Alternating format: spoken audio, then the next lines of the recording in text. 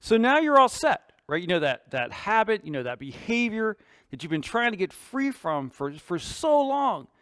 Yesterday was finally the day. Yesterday morning you got up and you went through the whole day and you didn't do it. And whatever it is in your life, whether it's something with a relationship with your family and not arguing with your family, not being angry as you drive in your car and getting caught in traffic, maybe something more serious where you just do want to take a drink yesterday. Whatever it is, yesterday was the day when you finally went the whole day and you didn't do it. So you got up yesterday morning, you went through the whole day, you didn't do it, you went to bed last night, you woke up this morning, 24 hours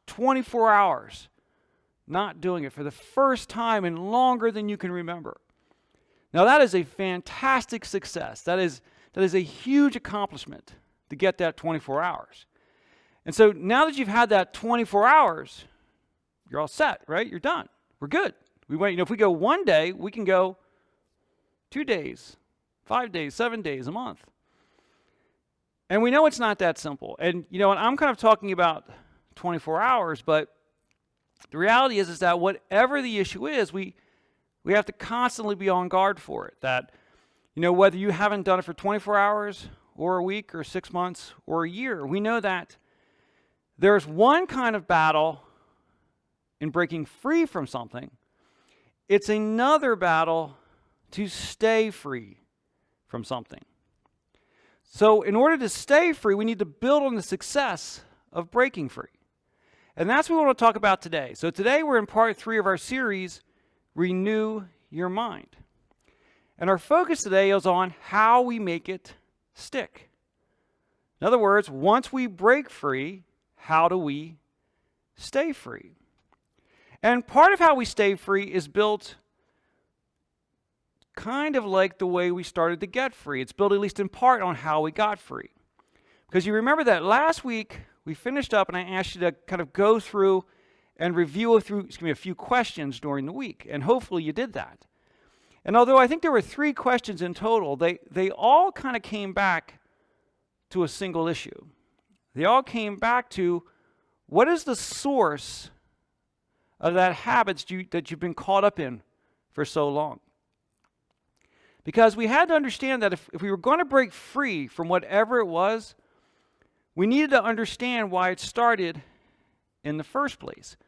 Whatever that habit is that started out meaning to serve you, but then somehow we each ended up serving it. We need to know what the source of it was, because if we don't understand the source of it, we're not really going to be able to break free from it. And then part of staying free is still dependent on how we got started. Because unless we understand what led to the behavior, it's going to be very difficult not to be drawn back in to that behavior. So understanding the source is of course important, again, not just in breaking free, but in staying free. But when it comes to staying free, there's more we have to consider. There's another dimension to remaining free. And this is something that Jesus actually talks about. And we actually have this account from the New Testament author Luke. And Luke is kind of interesting in terms of the authors in the Bible who wrote about Jesus' life, because he's the only one who had never met Jesus personally. What Luke did was he actually researched. Luke actually interviewed people. He talked to people. He recorded what he heard. And so Luke has this incredibly detailed account of Jesus' life. And in this one scenario that Luke documents, Jesus talks about how we get lasting freedom. And it's interesting because in this specific case, Jesus has just freed someone from a physical ailment. And as is so often the case, when Jesus helps someone, it seems to upset the religious leaders at that time. And I think what it came down to is that Jesus was having success where those religious leaders weren't. That Jesus was really focused on both helping people get free and helping people stay free of whatever that issue in their life was. That Jesus was really focused on changing people's lives in a way the religious leaders of that time weren't. So as a result, they were always kind of giving him a hard time when he had helped someone out. And this is another one of those cases. And as I said, in this particular case, Jesus had helped someone with a physical ailment. But we know that Jesus helped people in lots of different ways. He helped people with emotional issues they were dealing with. He helped people with mental health issues. He helped people break free of habits that were either damaging to themselves or damaging to the people around them. And so as we look at what Jesus says to the religious leaders in this scenario, even though he had just helped someone with a physical ailment, what he says applies to what we've been talking about. It applies completely to this idea of breaking free of habits and behaviors that somehow have gotten a hold of our lives. So if we look at what Jesus says, he starts out with, when an impure spirit comes out of a person, it goes through arid places seeking rest and does not find it. So now I'm sure as you hear that, you're like, oh, it's all clear now. Now I get it. Now, of course, those words at first seem confusing to us. And the issue is that, we're reading them with or hearing those with our 21st century minds. And what we need to do is look at what this statement meant to a first century person, particularly a first century Middle Eastern Jew. Because there's kind of two key things going on here. First is Jesus mentions that impure spirit. Now, he may have been talking about supernatural things, but we also have to understand how the first century world saw things. And Jesus certainly understood this. And he would have been talking to people in a way they could understand. And in the first century, impure spirits were blamed for everything. Any physical ailments that couldn't be explained, any emotional or mental health issues, right down to any habit or behavior that was damaging to yourself or someone else would have been blamed on impure spirits. So Jesus is making a very broad statement here that, whatever that thing is that you're trying to break free from, yeah, I'm talking about that. So that's the first part of his statement. But then he continues about this impure spirit, says it goes through arid places seeking rest and doesn't find it. Well, what does that part of the statement mean? Well, as you see, arid places, or it could be translated dry places, or even a desert place. Again, we have to look at the way the first century listener would have heard this. Because they had metaphors that they used, just like we have metaphors in our speech. And one of the metaphors that were commonly used in the first century tied to the source of evil. Whenever they spoke of evil or the sea or sea monsters, they were talking about that was the representation of evil, that evil came out of the sea. So what Jesus is saying here is that whenever this impure spirit leaves you, it doesn't go to the sea. In other words, it doesn't go to wherever it came from. It just seems to kind of go out there and kind of linger out there somewhere. And so what Jesus wanted us to understand, and let's go ahead and read through this again, now that we've kind of broken it down. When Jesus says, when an impure spirit comes out of a person, it goes through arid places, seeking rest, and does not find it. So what Jesus is saying is that, when you've got this habit or behavior, and it's been on you for a long time, and you've been trying to break free from it for a long time, don't think that just because you've broken free, that it's just going to disappear. Don't think that just because you're now free from it, that it just goes off to wherever it came from. What Jesus wanted them to understand is that that thing is still nearby. It's still lingering kind of right around the corner somewhere. And because it doesn't go back to wherever it came from, and instead is lingering somewhere nearby, eventually it's going to do something. And he tells us what that is. He says, then it says, I will return to the house that I left. So what Jesus is saying to us here is that, yeah, you've gotten free from that habit or behavior, and that's really important. But understand that the natural tendency in this situation is for that thing you've broken free of to return, that it doesn't just go away. And, I don't know that this is a supernatural thing at all he's talking about. I think he's describing life and how life works. And just because we've gotten free from something doesn't mean that we don't have to be on guard for it to return. Because there are a number of reasons that things we've broken free of might return. And most of them are us. That we will tend to undertake actions that put us at risk. Those habits we've broken free of puts us at risk of those habits returning. And there are a number of things that come up. I mean, one simple thing is we can't let our guard down. Something that can easily happen when we finally break free from something that we've struggled a long time to get free from. We tend to kind of get comfortable and we start to not really guard against it anymore. And so what ends up happening is that behavior kind of creeps back in on us. And it can do that really easily. And there's a really kind of simple example, I think, that could paint the picture of the kind of risk we have. I mean, imagine if I'm someone who's decided that I want to start eating more healthily than I usually do. And maybe I want to lose weight or just change my body composition. So I go to work and I buy really good food and I start preparing good meals. And then things start to change and my body composition begins to change. I start to lose some weight. And I'm going, man, this is going really well. I've done all this work and it's really paying off. So I have an idea. What I'll do is every afternoon, I'm just going to go hang out at the bakery for an hour. I'm going to take in all those good smells and smell all those great things that they're baking because I know I'm good now. I've broken free.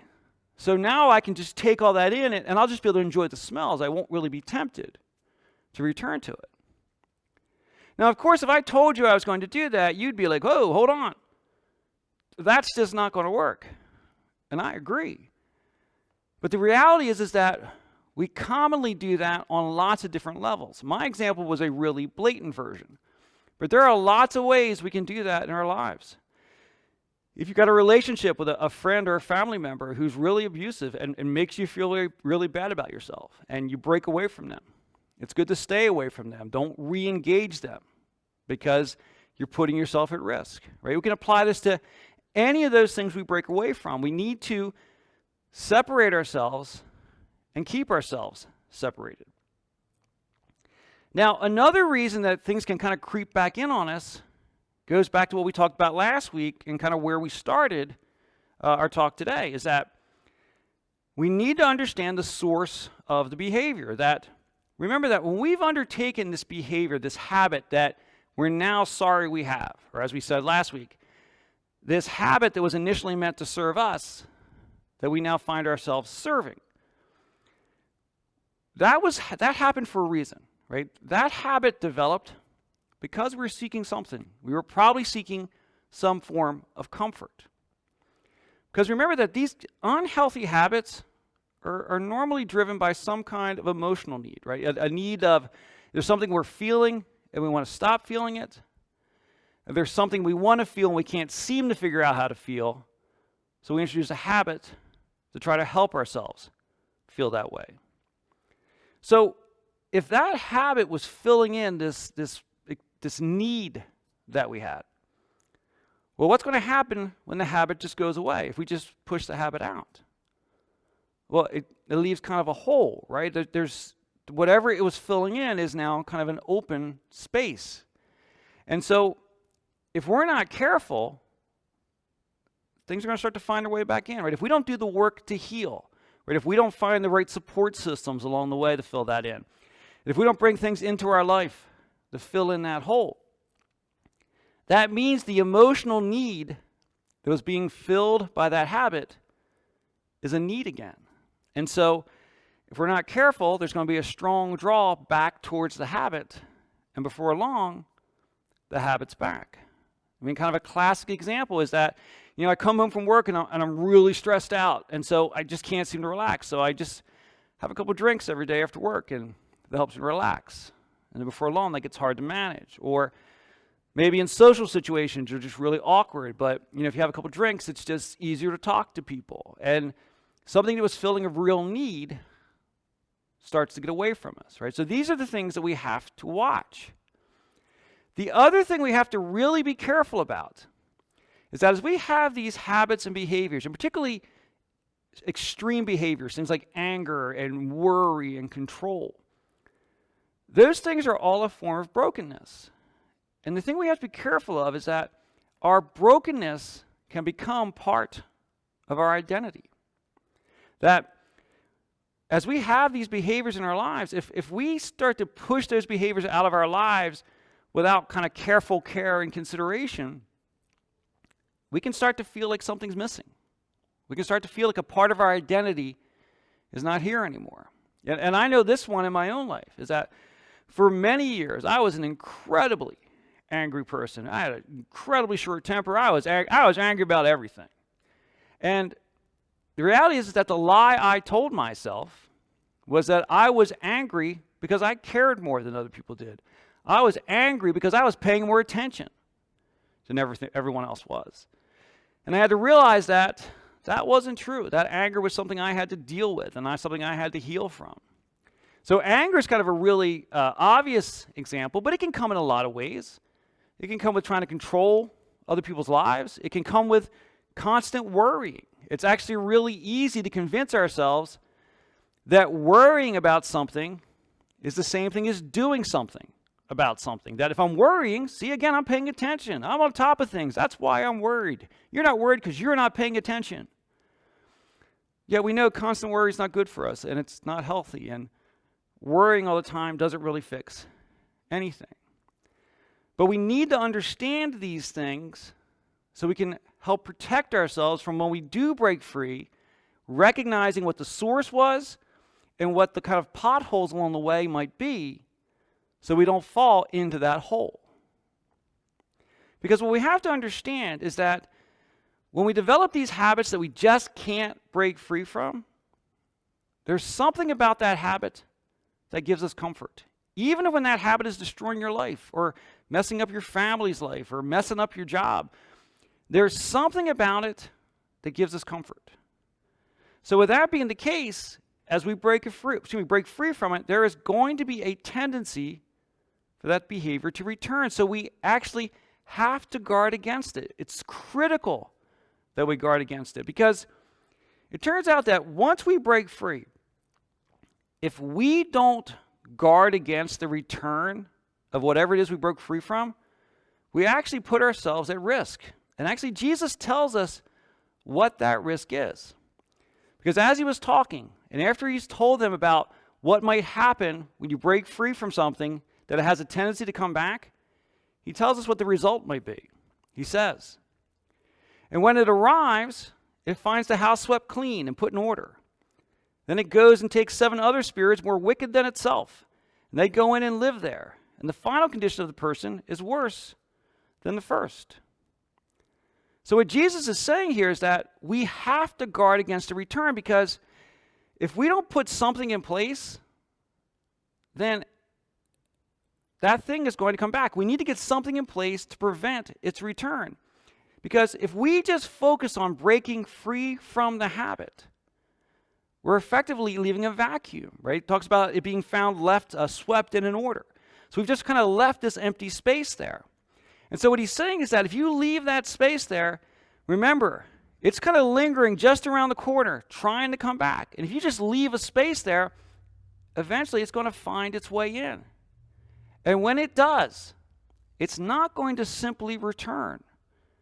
It's going to come back, and things are going to tend to be worse than they were before you stopped in the first place. And I think what really this comes down to is that if we don't fill in that hole somehow, then we're using willpower alone to try to keep that habit or behavior away. And if we focus only on willpower, it very quickly gives us a sense that we're denying ourselves. I mean, that's something we can picture really easily. If you've ever been on a diet and had it kind of go wrong, you know exactly what I'm talking about. Right? If you've been on a diet, particularly if you were ever on a severe diet, and you start out, and it's hard, but no, I'm really committed, and so you stick to the diet, but you're always kind of hungry, and gosh, there's all that food you used to like. Well, you still like it, but you can't have it anymore.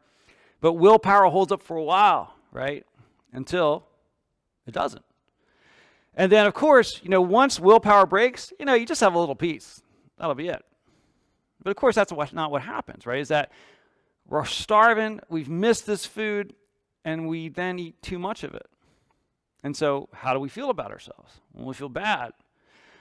So you want comfort. So what do? We eat some more. And so what ends up happening is that by trying to use just the willpower to stick to this diet leads to us not just putting back on the weight we lost, but we put on more weight than we had in the first place. And, food is an easy one to think of, but again, this is true in any number of circumstances, that if we just try to shove it down and just use willpower to keep it under control, it will come back, whatever it is, and will come back explosively. So why doesn't that happen? I mean, willpower is not a bad thing. But why isn't willpower enough? Why does our willpower collapse? Well, Jesus goes on to explain. He says, when a strong man, fully armed, guards his own house, his possessions are safe.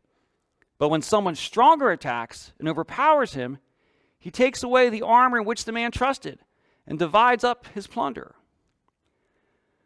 In other words, what this shows us is that, again, willpower is not bad, but if you're relying on willpower, it has to be there all the time. It can't ever waver. Because as long as our will is strong, we can do well for a while. But one day, it's going to be hard for our willpower to be strong.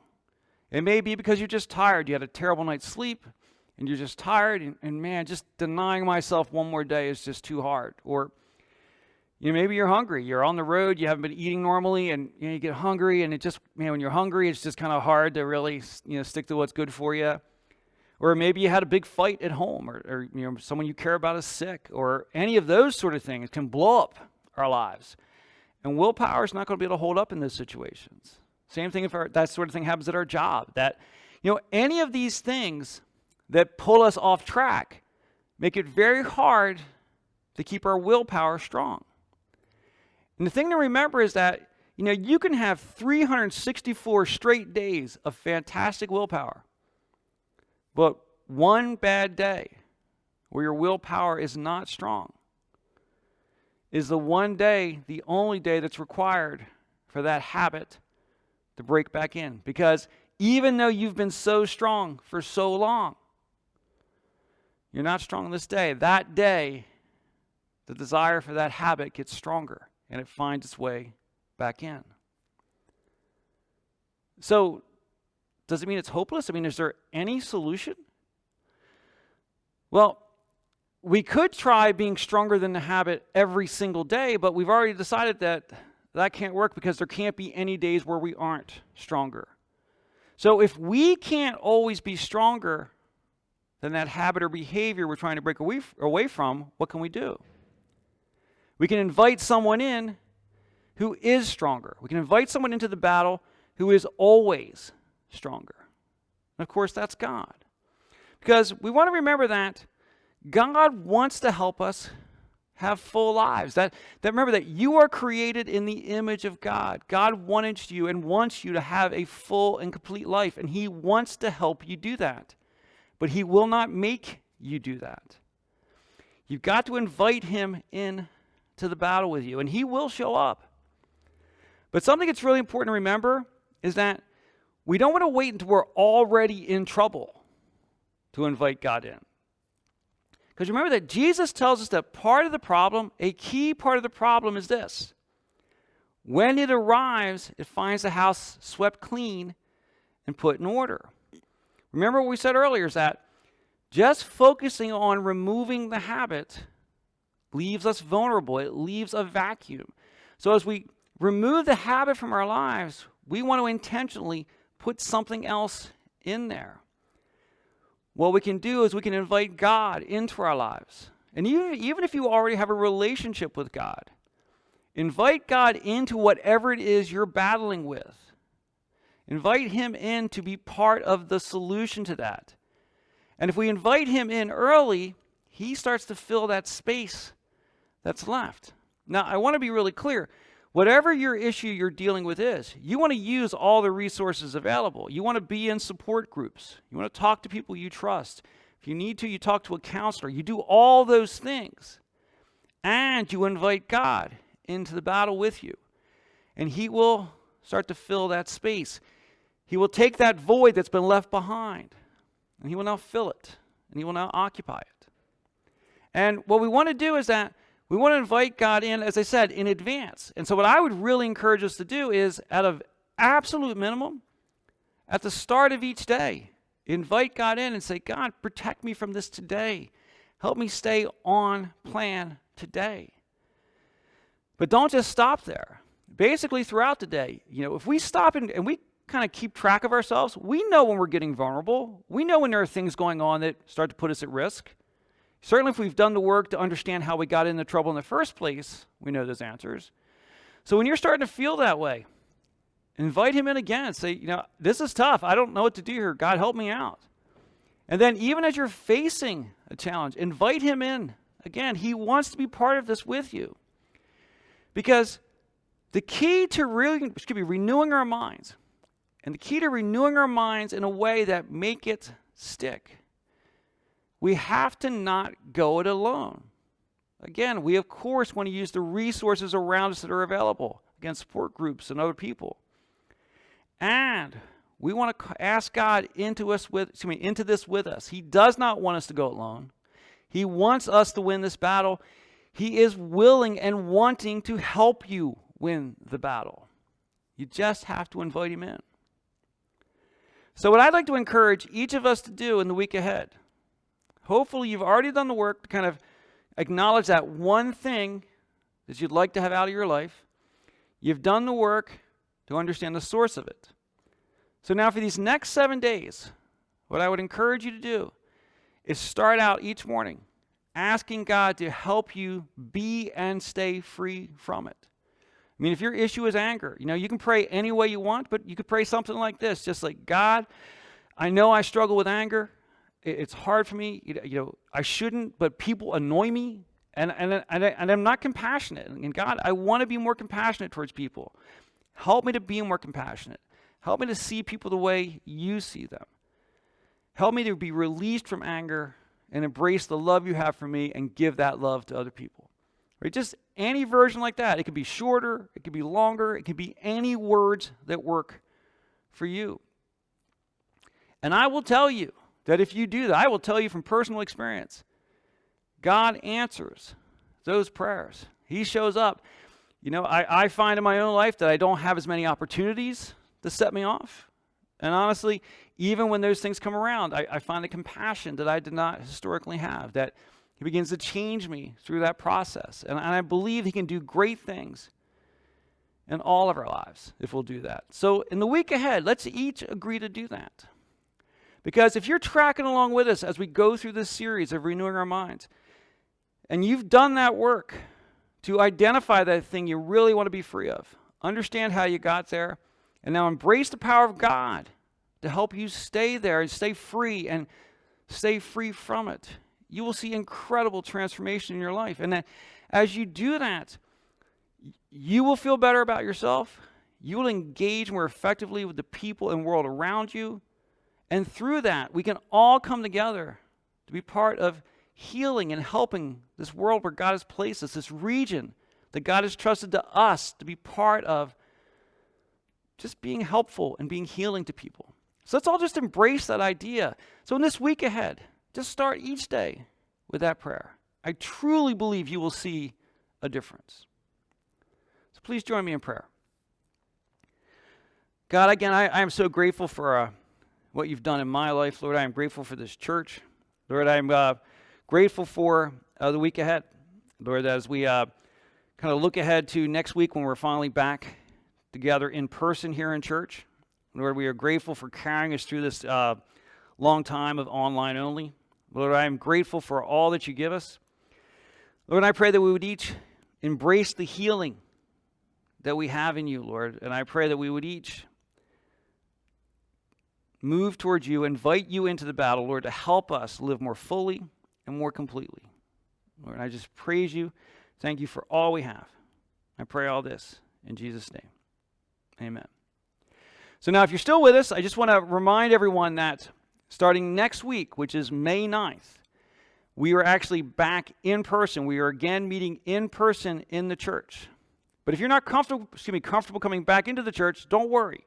We'll still be online. So what you want to do, if you don't want to come back in person, we're kind of rearranging a little bit the way we do things online. So just head over to our website next Sunday, ucwarner.org, and there'll be the button on there right near the top of the page. Click on that, and that'll bring you into our live stream. So whatever works for you, but starting May 9th, we are back in person, but we will still be available online. So choose the method that works best for you, and look forward to being back together with everyone next week.